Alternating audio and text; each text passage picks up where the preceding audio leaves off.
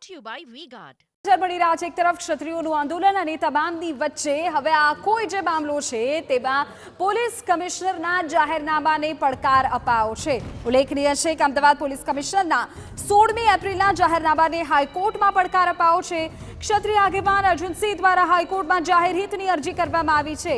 ક્ષત્રિય સમાજને વિરોધ કરતા અટકાવવાનો પ્રયાસ કરવામાં આવી રહ્યો છે તેવું અર્જુનસિંહે અરજીમાં કહ્યું છે અને તેમણે કહ્યું છે કે રાજ્યમાં ક્યાંય પણ વાતાવરણ ડહોળાય તે પ્રકારે આયોજન નથી થયું। પોલીસનું જાહેરનામું અમને શાંતિપૂર્ણ પ્રદર્શન કરતા પણ અટકાવી રહ્યું છે। રૂપાલાના નિવેદને રાજપૂત સમાજની શાખને હાનિ પહોંચાડી હોવાનું અર્જુનસિંહે કહ્યું છે। હવે અમદાવાદ પોલીસના જાહેરનામા અંગે યોગ્ય નિર્ણય લેવા હાઈકોર્ટમાં થઈ છે ફરિયાદ।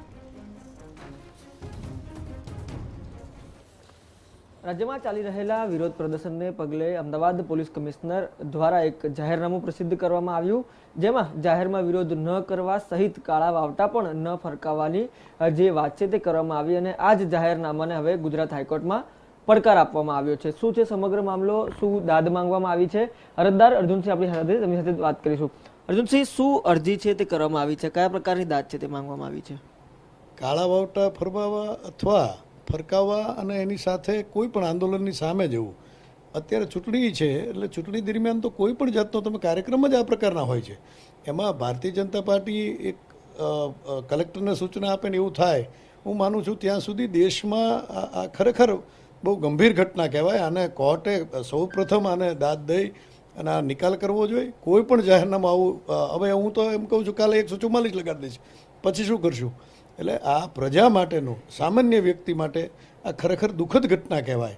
આને પડકારવી એ માટે જોવે અને જરૂરી માટે છે કે સામાજિક રીતે નહીં, હું ક્ષત્રિય સમાજ તરીકે નથી કહેતો, પણ દરેક સમાજને આ એક પોતાની અભિવૃદ્ધિ, પોતાનું માન સન્માન માટે ક્યાંય પણ માંગ કરશે અથવા વાત કરશે તો શું તમારી રજૂઆત પણ નહીં સાંભળે કોઈ? આપનું આ બાબતે આપે પણ કંઈ કહેવું પડશે અમને। અર્જુનસિંહ, કેટલાક મુદ્દાઓ પણ છે ટાંકવામાં આવ્યા છે, જમ્મુ કાશ્મીરની પણ વાત હોય, કયા મુદ્દાઓને કોર્ટમાં લઈ જવામાં આવ્યા છે?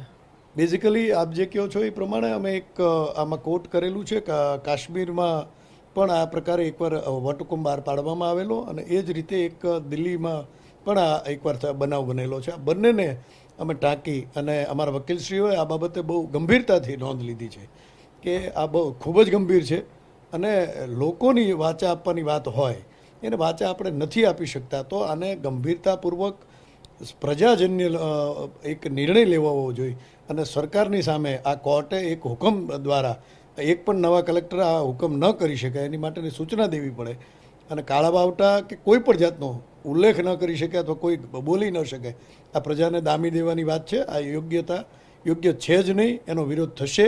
હું તો કહું આનો દરેક પ્રજાજનોએ કરવો જોઈએ। મેં એમાં ભલે મેં લેખિતમાં મેં આપ્યું છે અલગ વાત છે, પણ દરેક પ્રજાજન આને રોષ સાથે આમાં કરશે જ। ચોક્કસથી જે વિરોધ થઈ રહ્યો છે શાંતિપૂર્વક તેને દબાવી દેવાની જે પ્રયાસ છે તે કરવામાં આવ્યો છે અને આ ઉપરાંત જે આ ઓર્ડર કરવામાં આવ્યો છે તેની સામે યોગ્ય પગલાં લેવા માટે હાલ તો ગુજરાત હાઈકોર્ટમાં દાદ માંગવામાં આવી છે। કેમેરા પર્સન ઇમરાન શેખ સાથે રોનક Verma, TV9 Ahmedabad. Brought to you by V-Guard.